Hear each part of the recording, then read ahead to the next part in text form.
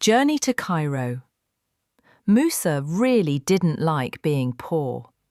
He lived in a small house in a small village next to the River Nile in Egypt. When there was work, he worked on farms, and when there was no work, he watched the waters of the River Nile. Sometimes he dreamt that he was in a beautiful boat going slowly up the river to Cairo. He dreamt of a new life there. A big house, lots of money, beautiful clothes, and lots of food. One day, when there was no work and he was tired of looking at the Nile, he thought, enough is enough. He decided to leave for Cairo and become rich. While he was walking down the street, he met his old friend, Abdullah.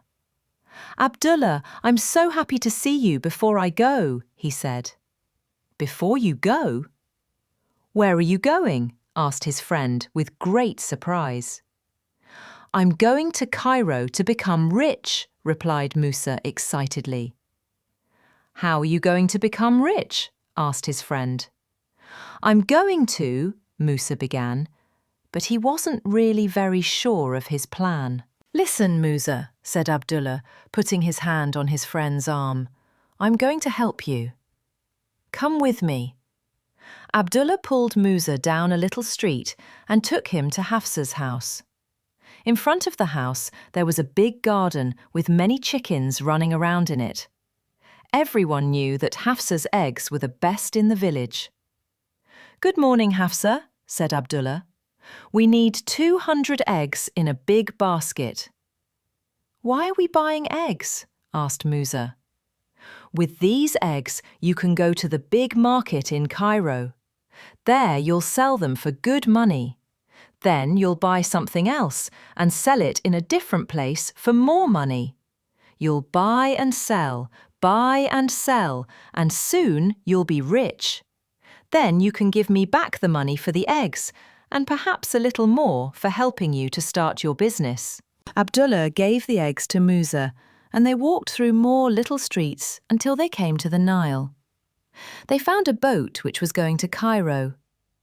"Here's some money for the journey, and Cairo is waiting for you. Good food, beautiful clothes, all the things that you've ever dreamt about. Good luck, Musa. Come back rich." Musa said goodbye to his friend and got on the boat. 20 minutes later, the boat left. In 2 hours, he would be in Cairo for the first time. A new life was waiting. Musa closed his eyes and tried to imagine that great city. "Musa, where are you going with all those eggs?" Musa opened his eyes to see who was talking to him. It was Khaled, the baker's son. He was going to Cairo that day to sell his father's cakes there. "I'm going to Cairo to sell these eggs," replied Musa. "Ah, like me. I take these cakes to Cairo 3 times a week," said Khaled. "Well, no, not really. I'm not going to sell eggs all my life, you know. I'm going to be much more than that." "What are you going to do?" Khaled looked interested. A man and his wife from their home village also looked at Musa, waiting to hear his answer. Musa was very happy to tell them about his dreams.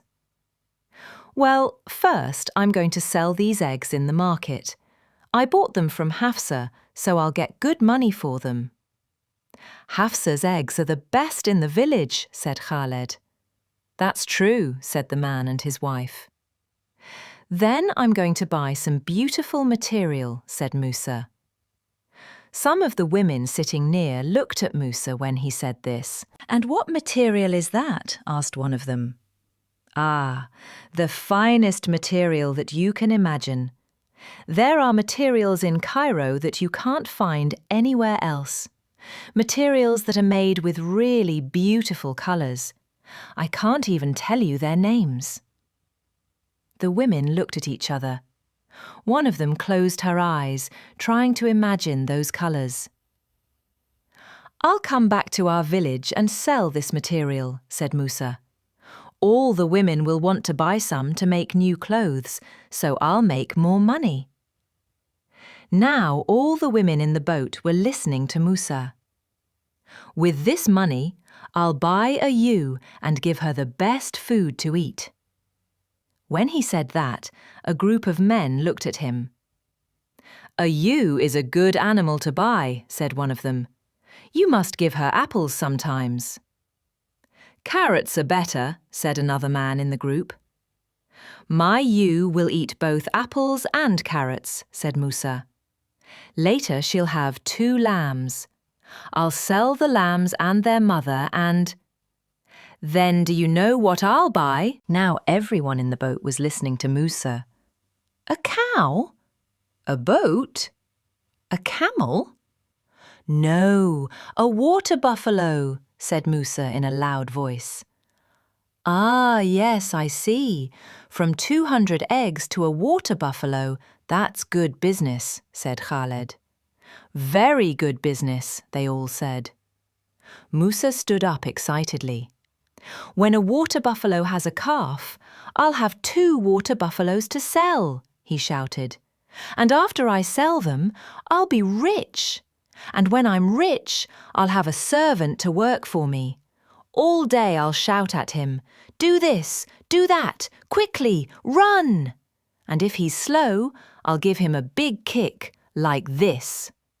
With that, Musa kicked the basket of eggs, and it fell off the boat into the waters of the Nile. 200 eggs went to the bottom of the river, and Musa was left with nothing, only his dreams.